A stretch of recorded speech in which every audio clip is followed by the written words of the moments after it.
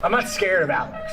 Of course. But the problem is, my chin will just go, I'll go to sleep. Like, it's a weird thing when you fight Alex, is you're just like, for me to knock Alex out, he has to do something really stupid. Like, he has to do like what it did against Izzy. Like, if you gave me one free shot, and you said, give everything I can, I'm not knocking him out. But you do that to Alex, everybody on the roster is going to sleep. Sean Strickland is fighting Anthony Hernandez this weekend. I thought, why not count every time he's been knocked down in his entire career? It's an interesting topic. He's had 36 fights in his career, and his defense is constantly glazed. So I thought, why not? His defense holds up well for his entire career outside of the UFC, as well as his first 6 UFC fights. But that all changed when he was matched up against Kamaru Usman. Man, the first time was so nice, I had to do it twice. First off, wow, what a weird, bizarro matchup, eh? I forget Sean was a welterweight at one point. But yeah, Usman had Sean backing up the entire fight, basically bullying him with his grappling, mixing his striking as well. And that's how Usman catches him. Shoots a takedown, Sean stuffs it, and as they separate, Sean gets caught right on the chin by the long arms of Kamaru. And yeah, he gets dropped. He survives by, he slides his head in between Usman's legs so he can recover. A little veteran crafty trick that is, eh? And yeah, that was the first time Sean Strickland was dropped in his career by Kamaru Usman.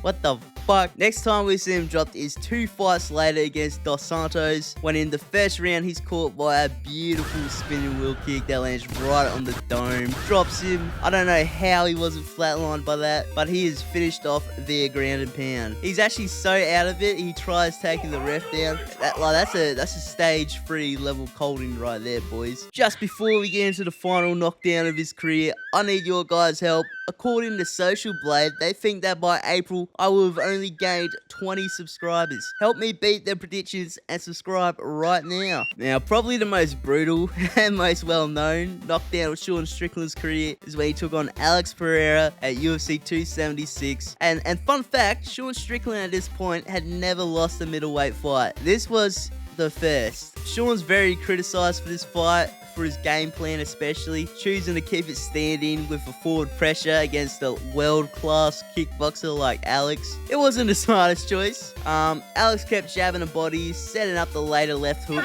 and pop, dropped Strickland. Watch this, Sean gets dropped, gets back up, and gets knocked down again before the ref steps in. That's 2 knockdowns, baby. And that's it. Sean Strickland has been dropped a total of 4 times, which is actually not that much considering he's had 36 fights. It's actually pretty impressive. I mean, we've only done this sort of video once before with Volk, link in the description if you want to see that. And he had been dropped 9 times in only 32 fights, which is a 28% drop rate. Meanwhile, Sean, he's only been dropped 4 times in 36 fights, which is an 11% drop rate. Interesting to look at. Is it just Sean is a better defensive fighter? Does he just have a better chin? Is Volk fighting better comp but doesn't have a good chin? Like, why is one getting dropped more than the other? Let me know what you guys think in the comments. Speaking of comments, I'm going to start doing a comment of the day in my videos. Even though I don't do daily videos, but we'll ignore that.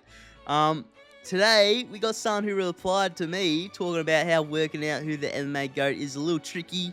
Just due to how some of the options are drug cheats, cough cough. But Jonathan, wow, how ironic, replied with an interesting take. I wasn't sure what to think of, to be honest. He said the UFC GOATs are DC and Khabib.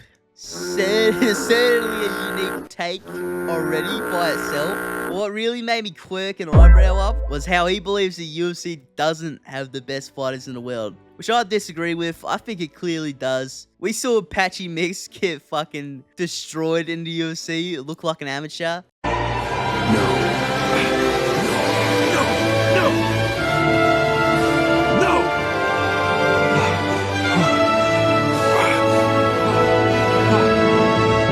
We saw Kai Asakura lose to Tim fucking Elliott. So I'm pretty sure UFC has the best level of MMA, okay? I think they got the best fighters, okay? I mean, look at Chandler. Even though he had like 2 wins, he also had like 5 losses to go with it. So, you know, I think there's just like levels to this shit, you know what I mean? But yeah, let me know what you guys think in the comments of his take of the video. And yeah, you might be in my next video as the comment of the day, even though it won't be a daily thing. I ignore that.